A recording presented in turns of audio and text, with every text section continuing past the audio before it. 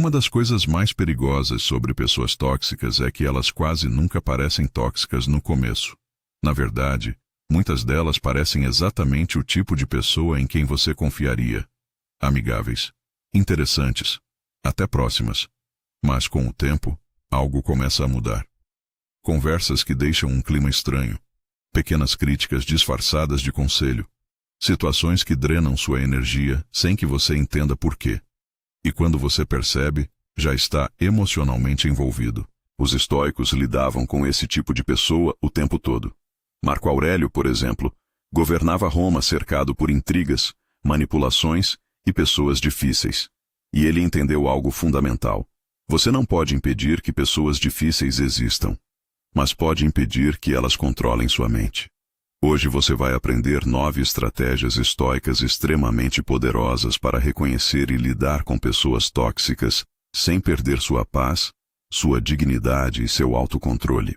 Se isso fez sentido, deixa o like agora e se inscreve no canal. Esse conteúdo foi feito para quem quer algo real, não conselhos vagos. Agora vamos ao que os estoicos sabiam sobre pessoas difíceis que quase ninguém ensina com esta clareza. Antes de entrar nas 9 estratégias, vale entender como os estoicos definiam o que chamamos hoje de pessoa tóxica. Eles não usavam esse termo, claro. Mas Marco Aurélio, Epicteto e Sêneca escreveram extensamente sobre pessoas que agem por ignorância, por medo, por insegurança não trabalhada. E a postura estoica diante dessas pessoas não era a fuga, nem a confrontação emocional. Era algo mais sofisticado. O reconhecimento claro do que está acontecendo, seguido de uma resposta que preserva a integridade de quem responde. Sêneca escreveu algo sobre isso que ainda hoje é preciso. As pessoas que prejudicam os outros raramente percebem o que estão fazendo. Elas operam a partir de padrões que não examinaram. E a raiva que você sente em relação a elas é, na maioria das vezes, energia gasta no lugar errado. Não porque o que fizeram não importa, mas porque a raiva não muda o padrão delas. Apenas consome o que é seu. Marco Aurélio desenvolvia essa ideia nas meditações com uma imagem que ainda impressiona. Imaginar que as pessoas difíceis são como narizes que pingam. Não é agradável. Mas você não sente raiva de um nariz que pinga. Você simplesmente lida com a situação. Porque entende que o nariz não escolheu pintar. A pessoa difícil, na visão estoica, também não escolheu ser quem é, da forma que escolheria se tivesse mais consciência. Isso não é ingenuidade. É precisão. Porque quando você para de levar o comportamento tóxico como ataque pessoal e começa a vê-lo como manifestação de um padrão não examinado, você recupera o controle sobre a sua própria resposta. E o controle sobre a própria resposta é exatamente o que as 9 estratégias a seguir desenvolvem. Vale também nomear algo sobre o ambiente em que Marco Aurélio desenvolveu essas estratégias, porque ele não as desenvolveu em condições protegidas ou de laboratório filosófico. Desenvolveu no centro de uma das estruturas de poder mais perigosas que a história registra. Roma no 2º século. A corte romana era um ambiente onde a manipulação era moeda corrente, onde alianças se formavam e quebravam com velocidade que exigia discernimento constante, onde a adulação e a traição frequentemente vinham do mesmo lugar, onde as pessoas ao redor tinham interesse direto em afetar as decisões do imperador, e muitos deles tinham disposição para usar qualquer meio disponível para isso. Marco Aurélio não tinha a opção de simplesmente se afastar de todas as pessoas difíceis. Elas faziam parte do tecido funcional do cargo que ocupava. O que ele podia fazer era desenvolver um nível de clareza interna tão sólido que o comportamento externo dessas pessoas não conseguia penetrar no ponto onde as suas decisões eram formadas. As meditações são, em grande parte, o registro desse trabalho. Não as formulações filosóficas do que deveria fazer. As batalhas internas reais com o que estava fazendo, com a tentação de reagir, com o custo de manter a postura, com a dificuldade de aplicar em situações específicas princípios que eram claros em abstrato. E é exatamente por isso que essas estratégias têm a eficácia que têm. Foram destiladas do campo de batalha real, não de teoria. O que os estoicos desenvolveram para lidar com esse tipo de pessoa não foi improviso. Foi um sistema deliberado de práticas mentais e relacionais que Marco Aurélio testou nas condições mais extremas que um líder pode enfrentar. Esse sistema foi traduzido para o cotidiano moderno em algo que qualquer pessoa pode percorrer. Mais de 20 módulos práticos baseados nas meditações e nos ensinamentos de Epicteto e Sêneca. Um desafio de 45 dias que instala cada uma dessas estratégias por repetição consistente. E áudios de reprogramação que trabalham as camadas que a leitura sozinha não alcança. Mais de 2.000 pessoas já percorreram esse caminho. Se você quer a estrutura para transformar o que vai ouvir aqui em prática real que opera quando você mais precisa, o link está na descrição. Mas siga aqui comigo porque cada estratégia tem algo específico e concreto para te dar. A estratégia número 1 é reconhecer o padrão antes de reagir. A maioria das pessoas que convive com alguém tóxico se vê repetindo o mesmo ciclo. A outra pessoa faz algo perturbador. Você reage emocionalmente. A reação alimenta a dinâmica. A dinâmica se repete. E o ciclo continua porque ninguém interrompeu o único ponto onde você tem controle real. O momento entre o estímulo e a resposta. Marco Aurélio chamava esse espaço de o lugar da escolha. E dizia que a diferença entre uma pessoa sábia e uma pessoa comum não estava nos eventos que enfrentavam. Estava no que faziam com esse espaço. A estratégia começa com a observação deliberada do padrão antes de qualquer resposta. Não da pessoa, do padrão. Como ela se comporta quando quer atenção. O que faz quando sente que está perdendo o controle da situação. Qual o comportamento característico quando se sente ameaçada. Quais gatilhos ativam o comportamento mais destrutivo. Quando você mapeia o padrão com a frieza de um observador, duas coisas acontecem. Primeiro, o comportamento perde parte do poder que tinha, porque o inesperado perturba muito mais do que o previsto. Quando você reconhece o que está acontecendo antes que o ciclo complete, a perturbação emocional que ele produziria chega reduzida. Segundo, você ganha tempo. E tempo é o que permite a escolha de como responder, em vez da reação automática que a pessoa difícil, consciente ou inconscientemente, estava esperando provocar. Sêneca descreveu esse processo com uma imagem que permanece útil. O médico que examina um paciente difícil não fica perturbado pelos sintomas. Observa, diagnostica, age a partir da observação, não da perturbação. A pessoa tóxica é o paciente. O comportamento tóxico é o sintoma. Você é o médico que decide, com base na observação, qual é a resposta mais eficaz. Existe uma dimensão prática desse mapeamento de padrão que vale detalhar, porque a maioria das pessoas que tenta aplicar essa estratégia fica no nível vago de perceber que algo está errado sem identificar o mecanismo específico. Um padrão tem estrutura, tem gatilho, tem comportamento, tem consequência pretendida e tem consequência real. Quando você mapeia os 4 elementos de um comportamento difícil específico, você ganha algo muito mais útil do que a percepção geral de que a pessoa é difícil. Você ganha previsibilidade. E previsibilidade permite preparação. Por exemplo, a pessoa critica você na frente de outros, sempre que percebe que está perdendo atenção na conversa. Esse é um padrão com gatilho identificável, comportamento específico e consequência pretendida, que é recuperar a centralidade da atenção. Quando você mapeia isso, consegue antecipar o momento em que o comportamento provavelmente vai aparecer. E quando você antecipa, pode decidir de forma deliberada como vai responder antes que a situação surja, em vez de improvisar no calor do momento. Marco Aurélio praticava o que chamava de preparação para o papel. Antes de encontros difíceis, revisava mentalmente o que provavelmente aconteceria e como queria responder. Não como ensaio rígido, como calibração interna que permitia chegar à situação com o eixo já estabilizado. Me conta nos comentários. Você já percebeu um padrão se repetindo em alguma relação difícil da sua vida? Comenta aqui embaixo. Eu leio todos. A estratégia número 2 é praticar o distanciamento interno. Essa estratégia é frequentemente mal interpretada como frieza emocional ou como a criação de uma barreira que impede conexão real. Não é nenhum dos dois. É algo mais preciso. A capacidade de manter um ponto de observação interno que não é varrido pela emoção que a situação produz. Os estoicos chamavam essa capacidade de hegemonikon, o comando interno. A parte de você que observa o que está acontecendo, inclusive o que está acontecendo em você mesmo, sem ser completamente absorvida por isso. Quando alguém diz algo projetado para perturbá-lo, A perturbação pode surgir. O distanciamento interno não elimina a perturbação. Ele cria um espaço entre a perturbação e a resposta onde você permanece no controle de como vai agir. Não de como vai sentir. De como vai agir. A maioria das pessoas que lida com alguém tóxico faz o oposto. A perturbação chega e vira a ação imediatamente. A raiva vira resposta ríspida. A mágoa vira afastamento visível. O medo vira submissão. E cada uma dessas reações automáticas comunica para a pessoa difícil o mapa de como te afetar. Ela aprende, consciente ou inconscientemente, quais botões apertar. O distanciamento interno remove esse mapa. Quando sua reação interna não se traduz automaticamente em comportamento externo previsível, a pessoa difícil perde a informação que usava para calibrar o comportamento.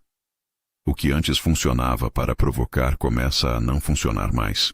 E uma pessoa que não consegue mais prever seu efeito sobre você perde progressivamente a capacidade de manipular a dinâmica. A maioria das pessoas confunde distanciamento interno com supressão de emoção. São coisas opostas.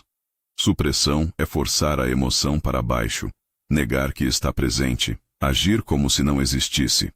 O custo da supressão é alto e o resultado é frequentemente a explosão tardia, quando o que foi suprimido por tempo suficiente emerge de forma desproporcional ao gatilho imediato. Distanciamento interno é diferente. É reconhecer a emoção que está presente com clareza, sem tentar fazê-la desaparecer, mas também sem identificar completamente com ela. É a diferença entre ser a raiva e observar a raiva. O observador não elimina o que observa. Mantém um ponto de vista que não é varrido pelo que observa. Marco Aurélio praticava isso com o que ele chamava de visualização do quadro mais amplo. Quando algo o perturbava, ele ampliava mentalmente o contexto até que a perturbação se tornasse proporcional ao seu tamanho real dentro desse contexto maior. Não para negar o impacto, para não deixá-lo tomar proporções que não eram suas. Isso está fazendo sentido? Deixa o like se você está acompanhando. A estratégia número 3 é usar a dicotomia de controle como filtro. Epicteto abriu seu manual com a distinção que é o fundamento de toda a prática estoica. Algumas coisas dependem de nós, outras não. E quando se trata de pessoas difíceis, a clareza sobre o que pertence a cada lado dessa linha é o que separa a resposta eficaz da reação que desgasta sem produzir nada. O que não depende de você. O comportamento da pessoa tóxica. As intenções dela. O que ela pensa sobre você. O que ela diz para outros. A forma como ela interpreta o que você faz. A decisão dela de mudar ou não. O que depende de você. Como você responde. O que você decide compartilhar ou não compartilhar com ela. Os limites que você estabelece. A forma como você processa o que ela faz. O quanto de energia você investe na tentativa de mudar o que não pode ser mudado. Marco Aurélio praticava essa distinção como exercício diário. Diante de qualquer situação difícil com outra pessoa, ele se perguntava: o que aqui ainda depende de mim?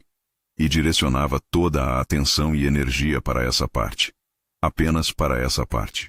O efeito prático é significativo. Quando você para de gastar energia tentando controlar o que a pessoa difícil pensa, faz ou decide, você recupera uma quantidade de recursos mentais e emocionais que estava sendo consumida em território que não cede. E esses recursos, redirecionados para o que você pode de fato influenciar, produzem resultados que a tentativa de controle do incontrolável nunca produziria. A maioria das pessoas que exaure tentando mudar alguém tóxico não percebe que está investindo em território soberano de outra pessoa. E território soberano não muda porque você insiste. Muda, quando muda, por razões internas que você não controla. A única mudança que você pode garantir é a sua própria. Existe uma expressão prática dessa estratégia que vale nomear, porque é onde a maioria das pessoas trava quando tenta aplicar a dicotomia de controle. Aceitar que não pode controlar o comportamento de outra pessoa não significa aceitar que o comportamento está correto ou que você não pode fazer nada. Significa direcionar o que você vai fazer para o lado que está sob controle real. Sêneca descreveu isso com uma clareza que ainda surpreende. É insensato lutar contra o que a natureza das coisas não permite que você mude. Não por conformismo. por precisão sobre onde o esforço produz resultado. E precisão sobre onde o esforço produz resultado é, em si mesma, uma forma de respeito pelo recurso finito que é a energia que você tem disponível para gastar. A pessoa que aprende a aplicar a dicotomia de controle nas relações difíceis frequentemente descreve uma sensação de leveza que não esperava, como se um peso imenso tivesse sido removido, não o peso da situação difícil em si, o peso da tentativa interminável de mudar o que não depende dela. E essa leveza, que vem simplesmente de parar de gastar energia no incontrolável, libera recursos que estavam congelados nessa tentativa para o que você pode de fato fazer. Você não pode controlar se a pessoa vai continuar sendo crítica. Pode controlar se vai expor suas vulnerabilidades para ela. Não pode controlar se ela vai respeitar seus limites. Pode controlar quais limites estabelece e como os mantém. Não pode controlar o que ela pensa de você.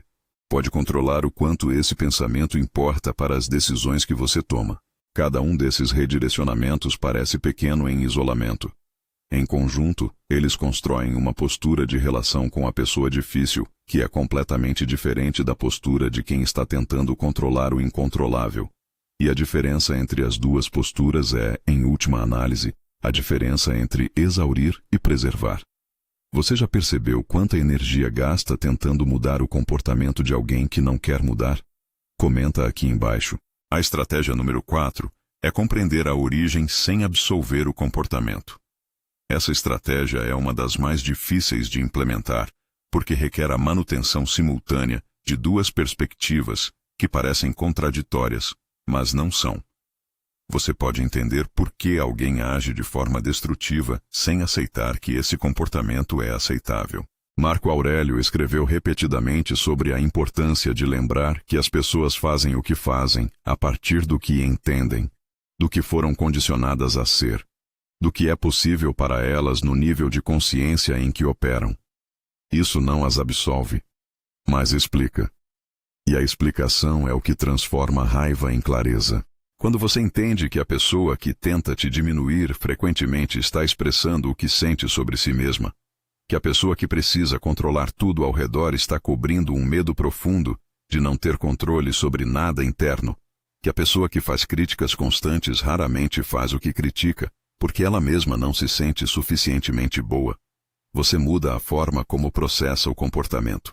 Não porque ficou complacente, porque ficou preciso. A pessoa que age de forma tóxica está revelando algo sobre si mesma, não sobre você. E quando você processa assim, o que ela faz perde a capacidade de definir como você se sente sobre si mesmo. Os estoicos chamavam isso de ver as pessoas como professores involuntários. Cada comportamento difícil que você encontra é uma oportunidade de treinar a própria resposta, não de gratidão pela perturbação, de utilidade extraída do que de outra forma seria apenas custo. Existe um efeito prático dessa perspectiva que vale nomear porque é o que transforma a estratégia de conceito em ferramenta real. Quando você entende que o comportamento da pessoa difícil é expressão de algo que ela carrega, não julgamento sobre o que você é, você para de processar esse comportamento como informação sobre você mesmo. E quando você para de processar assim, a perturbação que o comportamento causava começa a diminuir. Não porque o comportamento ficou menos difícil, porque você mudou o que faz com ele internamente. Conheci alguém que tinha um pai que, cada vez que ela alcançava algo, minimizava o que ela havia conseguido. Por anos ela processou isso como informação sobre si mesma. Não era boa o suficiente, não merecia reconhecimento. Nunca chegaria ao patamar necessário para merecer aprovação. Quando começou a entender que o comportamento do pai dizia sobre a própria incapacidade dele de lidar com o sucesso dos filhos, algo que havia sido condicionado nele por gerações, ela não parou de sentir a dor, mas parou de tomar essa dor como avaliação precisa de si mesma. E essa mudança de processamento foi mais transformadora do que anos de tentativas de obter a aprovação que nunca chegava. Marco Aurélio praticava um exercício específico para desenvolver essa perspectiva. Quando alguém o perturbava, ele escrevia sobre essa pessoa nas meditações não com julgamento, mas com o esforço de compreensão, tentando identificar as razões por trás do comportamento, as pressões que a pessoa enfrentava, o que ela tinha aprendido a ser. não para absolvê-la, para preservar a própria serenidade ao entender melhor do que estava lidando. Os estoicos desenvolveram esse conjunto de práticas como um sistema completo que qualquer pessoa pode percorrer com orientação estruturada. Existe uma jornada com mais de 20 módulos construída especificamente em torno de como lidar com pessoas difíceis, sem perder o eixo interno, com exercícios práticos diários, um desafio de 45 dias e áudios de reprogramação mental. Mais de 2.000 pessoas já percorreram esse caminho. O link está na descrição. Mas siga aqui comigo porque as próximas estratégias entram em terreno ainda mais específico. A estratégia número 5 é estabelecer limites a partir de valores, não de emoção. Existe uma diferença fundamental entre limites estabelecidos no calor da emoção e limites estabelecidos a partir de valores claramente definidos. Os primeiros são reações, os segundos são escolhas. E essa diferença determina não apenas a eficácia do limite, mas o custo emocional de mantê-lo. Um limite estabelecido na raiva é frequentemente exagerado, comunicado de forma que escalona o conflito em vez de contê-lo, e difícil de manter com consistência porque dependeu da emoção para existir. Quando a emoção passa, o limite vacila. Um limite estabelecido a partir de valores é independente do estado emocional do momento. Ele existe porque você identificou, em estado de calma e clareza, o que é aceitável e o que não é em função do que você quer construir e de quem quer ser. E porque não dependeu da emoção para ser estabelecido, não precisa dela para ser mantido. Marco Aurélio praticava isso através do que poderia ser chamado de revisão antecipada. Ele examinava regularmente, em momentos de calma, como queria se comportar diante de situações difíceis, antes que as situações surgissem. Não como rigidez, como preparação. Porque o estoico sabia que quando a situação difícil chega com toda a carga emocional que traz, já é tarde para decidir a partir da clareza. A clareza precisa ter sido construída antes. Existe também uma distinção importante entre um limite que você consegue manter com tranquilidade e um limite que você só consegue manter com tensão e vigilância constante. O primeiro está alinhado com seus valores de forma genuína. O segundo frequentemente foi estabelecido pela emoção e precisa da emoção para ser sustentado. Sêneca escreveu sobre isso de uma forma que permanece prática. O que você faz com consistência e sem custo excessivo é o que está de fato alinhado com quem você é. O que você precisa se forçar a fazer contra a maré constante da própria vontade raramente é sustentável. E limites que não se sustentam não existem de verdade, pois são apenas declarações. O trabalho de estabelecer limites a partir de valores começa com uma clareza honesta sobre o que você de fato valoriza, não o que acha que deveria valorizar. Essa distinção é mais difícil do que parece porque muitas pessoas carregam valores que internalizaram de outros sem examinar se genuinamente os reconhecem como seus. E limites construídos sobre valores que não são seus têm uma fragilidade estrutural que os torna difíceis de manter quando são testados pela pessoa difícil, que tem uma capacidade quase instintiva de encontrar exatamente esses pontos de fragilidade. Deixa o like se você chegou até a quinta estratégia acompanhando. A estratégia número 6 é controlar a narrativa interna sobre a situação. A maioria das pessoas que está numa relação com alguém tóxico não está sofrendo apenas pelo comportamento da outra pessoa. Está sofrendo pela história que constrói em cima desse comportamento. E essa história, frequentemente, é muito mais dolorosa e muito mais abrangente do que o evento que a provocou. A pessoa diz algo urtante uma vez. A mente constrói. Ela sempre faz isso. Ela nunca vai mudar. Ela me odeia. Eu não mereço melhor do que isso. Essa dinâmica vai arruinar minha vida. E de um único evento, por mais difícil que seja, emerge uma narrativa que tem muito mais poder de dano do que o evento em si. Epicteto identificava esse mecanismo com uma precisão que impressiona. Não são as coisas que perturbam as pessoas, mas as opiniões que elas têm sobre as coisas. A pessoa tóxica não tem poder sobre você. A história que você conta sobre ela, sobre o que ela significa, sobre o que o comportamento dela diz sobre você, sobre o futuro da situação, essa história tem. A prática estoica que Marco Aurélio desenvolveu para esse padrão era o que ele chamava de exame da representação. Quando um pensamento perturbador surge, examiná-lo com a pergunta: Isso é fato ou é interpretação? O fato é o que aconteceu, com a menor quantidade possível de acréscimo.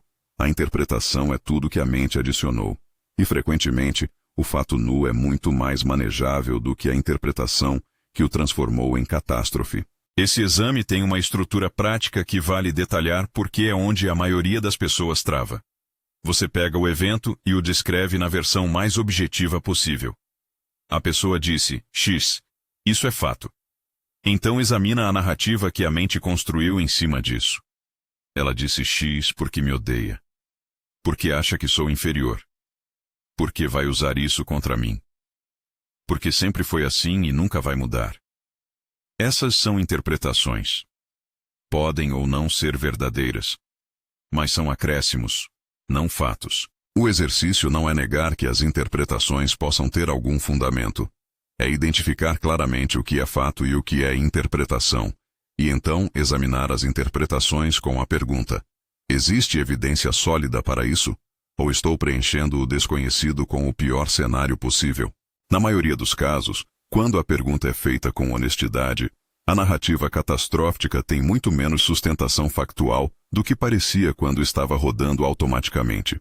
E a narrativa com menos sustentação tem menos poder de perturbação. Marco Aurélio praticava isso por escrito nas meditações, o que tem um efeito adicional que a prática mental puramente interna não tem. A escrita externaliza o pensamento de forma que ele pode ser examinado com uma distância que o pensamento interno raramente permite. Quando você escreve a narrativa e então a examina, você ocupa ao mesmo tempo o papel de quem narra e de quem observa, e o observador tem acesso a uma clareza que o narrador absorto não tem. Se você ainda não se inscreveu no canal, faz isso agora e ativa o sininho. A estratégia número 7 é usar o silêncio como ferramenta, não como rendição. Essa estratégia vai contra o instinto que a maioria das pessoas tem quando confrontada por alguém difícil. O instinto é de responder, de se defender, de explicar, de convencer. E esse instinto é frequentemente o que a pessoa tóxica está esperando provocar. Porque a resposta alimenta. Cada argumento que você oferece é uma abertura para um contra-argumento. Cada explicação é material para distorção. Cada demonstração de perturbação emocional é confirmação de que o comportamento está funcionando. E enquanto você está reagindo, a outra pessoa está no controle da dinâmica. O silêncio deliberado funciona de forma completamente diferente. Não porque seja passivo, porque é ativo de uma forma que a pessoa difícil não esperava e não sabe como responder. Marco Aurélio escreveu sobre isso com uma formulação que vale ser memorizada. A melhor resposta à provocação frequentemente não é nenhuma resposta visível, não por covardia, por poder, porque quem responde no calor de toda provocação comunica que pode ser controlado por provocação. Quem silencia deliberadamente comunica que não pode. Existe também um efeito que o silêncio tem sobre o próprio estado interno. Quando você não alimenta a dinâmica com reação, o espaço interno que a reação ocuparia fica disponível, e nesse espaço, você processa o que aconteceu com uma clareza que a reação imediata nunca permitiria. O silêncio estoico não é silêncio de submissão. É silêncio de escolha. E a distinção entre os dois é completamente perceptível para quem observa. Existe uma qualidade específica do silêncio de poder que o diferencia do silêncio de medo e que vale nomear porque muitas pessoas temem que silenciar seja percebido como fraqueza. O silêncio de medo tende a ser acompanhado de sinais não verbais que comunicam exatamente o que está acontecendo internamente. Postura contraída, desvio de olhar, inquietação visível, o sorriso nervoso que não corresponde ao estado interno real. A pessoa percebe que você está calada por não saber como responder, ou por temer as consequências de responder. O silêncio de poder tem uma qualidade diferente. É estável. É acompanhado de presença real em vez de ausência ansiosa. A pessoa percebe que você está calada porque escolheu ficar calada, que não está sem resposta, que está, deliberadamente, não entregando a resposta que esperava. Sêneca escreveu sobre o poder de não responder como uma das demonstrações mais claras de que alguém não pode ser facilmente controlado, porque toda provocação tem uma expectativa embutida, e quando a expectativa não é correspondida, a provocação perdeu, não você. Compartilha esse vídeo com alguém que está num ciclo de discussões desgastantes com alguém difícil. Essa estratégia pode mudar completamente a dinâmica. A estratégia número 8 é praticar o desapego dos resultados relacionais. Essa é a estratégia que a maioria das pessoas acha mais difícil, porque vai contra algo profundamente humano. O desejo de que as relações façam sentido, de que o esforço que você investe seja correspondido, de que as pessoas que você importa para você o tratem com o mesmo cuidado com que as trata. A pessoa tóxica frequentemente usa exatamente esse desejo como alavanca. Ela oferece doses intermitentes de correspondência que mantêm a esperança viva. E você continua investindo, esperando que a relação se torne o que poderia ser, pagando o custo emocional de cada ciclo de decepção. Epicteto foi direto sobre esse padrão.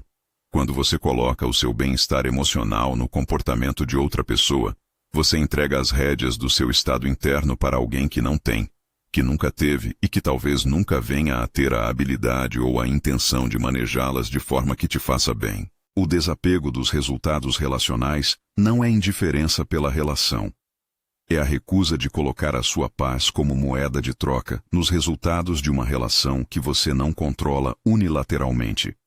Você pode agir com cuidado, com integridade, com presença genuína em qualquer relação. Mas o resultado dessa ação depende de duas pessoas. E você só tem controle sobre uma. Quando você pratica esse desapego, algo paradoxal acontece. Relações que tinham poder sobre você, por meio da ameaça de retirada, perdem esse poder.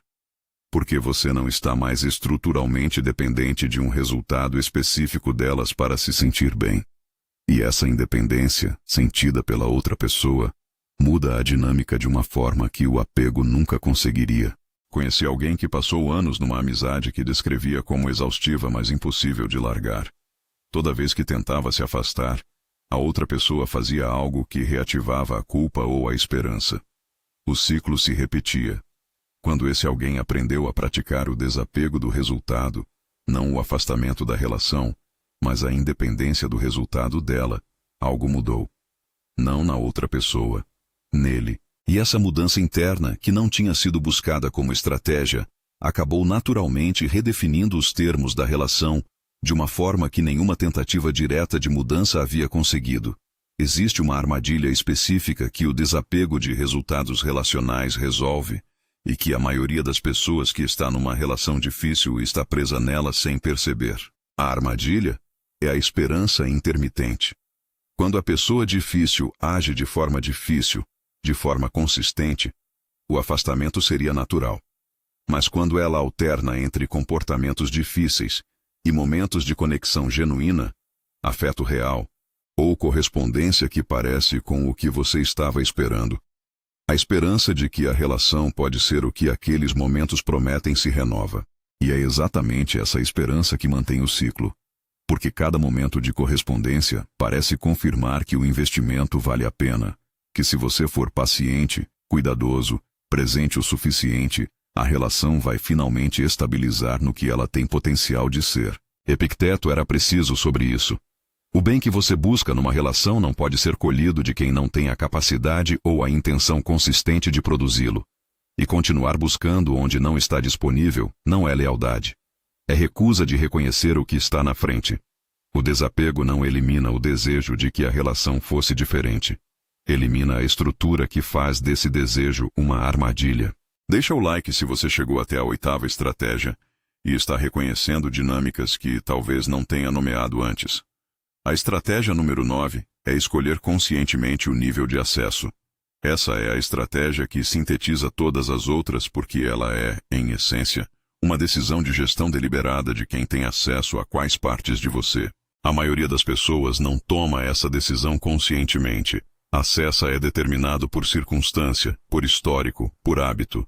As pessoas que estão no seu círculo mais próximo frequentemente chegaram ali por proximidade física, por tempo de relação, por expectativa social, não necessariamente porque foram deliberadamente escolhidas para aquele nível de acesso.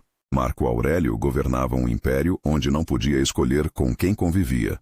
Senadores, generais, diplomatas, conselheiros, muitos deles com agendas que conflitavam com a sua integridade. Mas ele fazia uma distinção que vale nomear.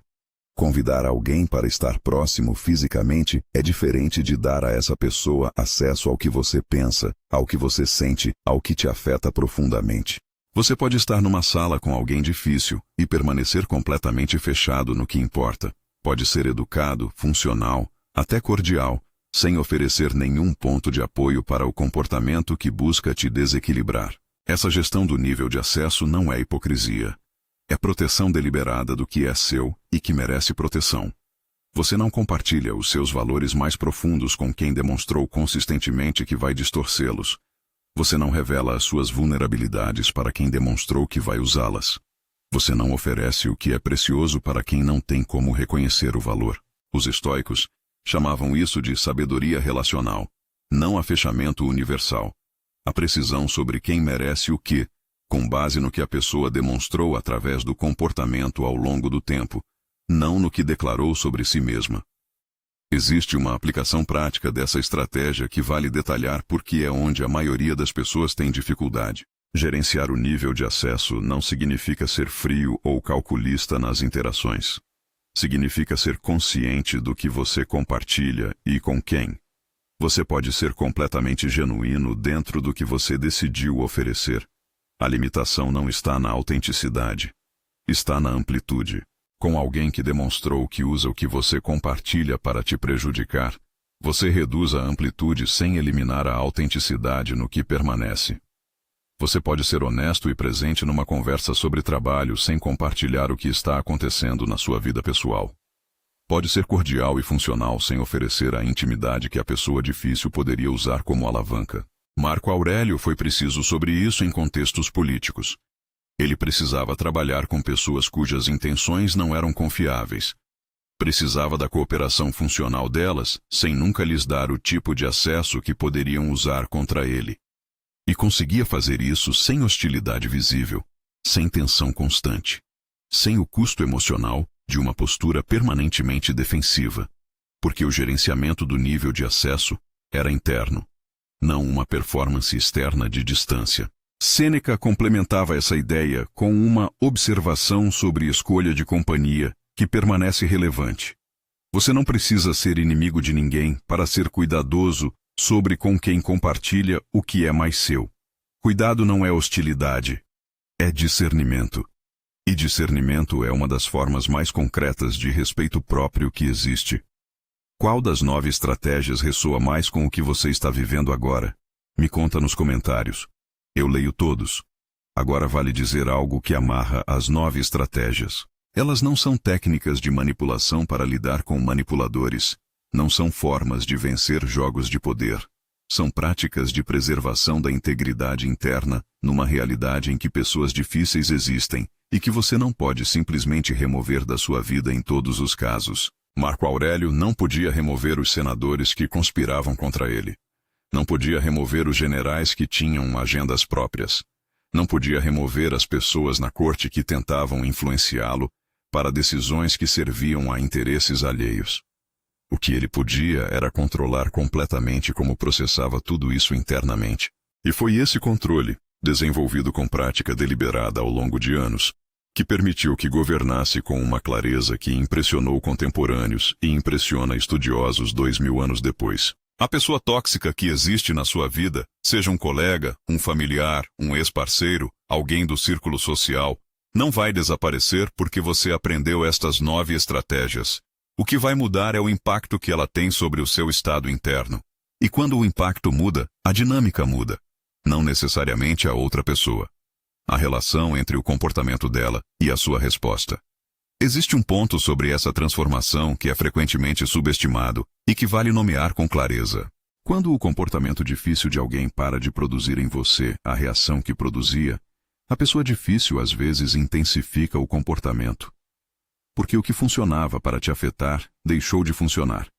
E a resposta automática é aumentar a dose até que funcione novamente. Esse momento de intensificação é testador. Parece que a situação está piorando quando na verdade está sendo testada.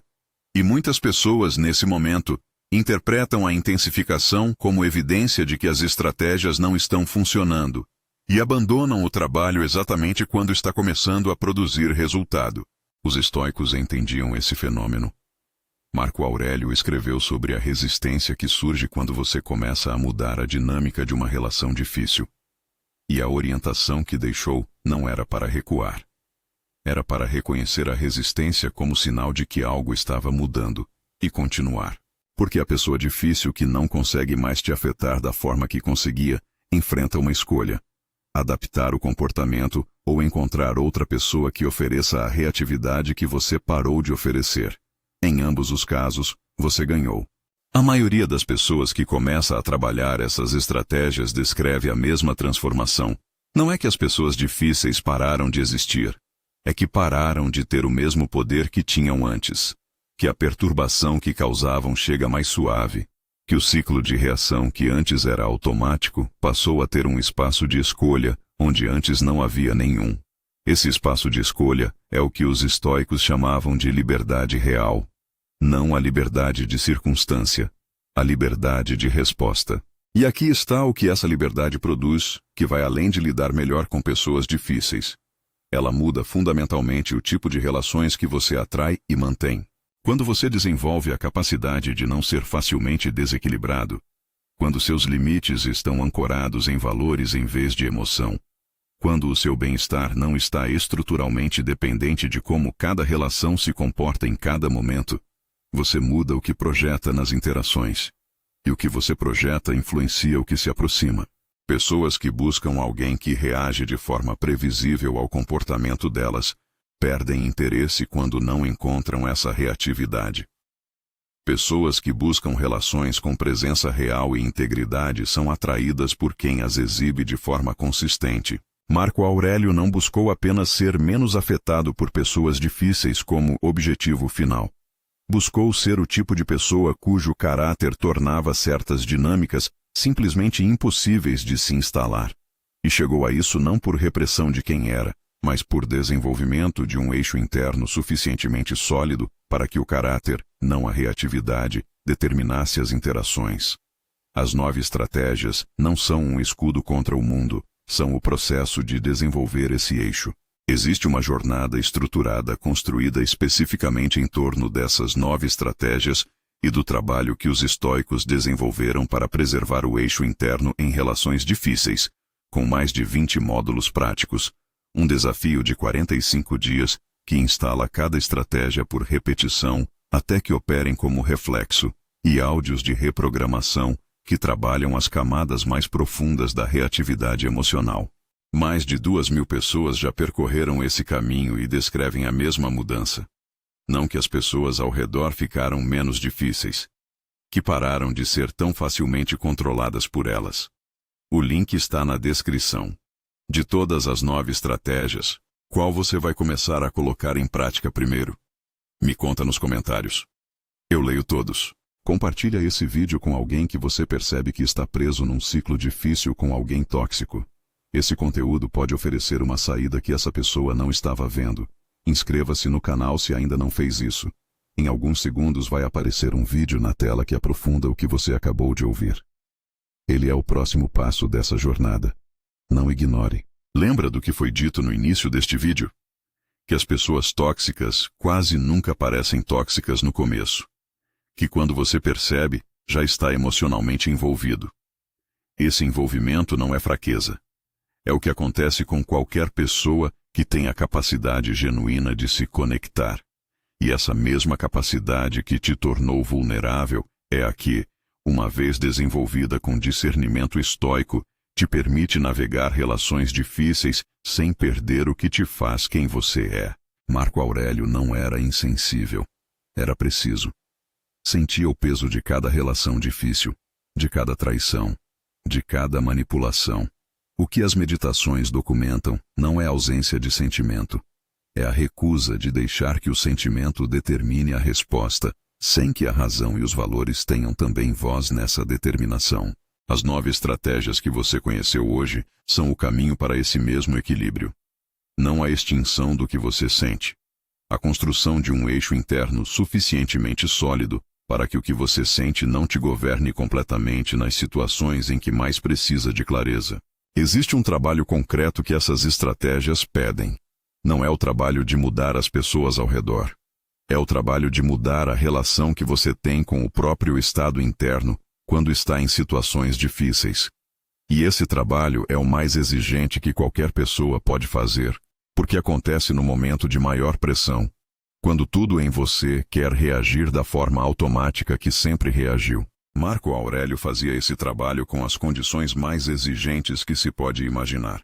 E o registro que deixou nas meditações mostra um homem que falhou muitas vezes, que precisava lembrar a si mesmo das mesmas coisas repetidamente, que tinha dias em que o trabalho custou mais do que outros, mas que continuou.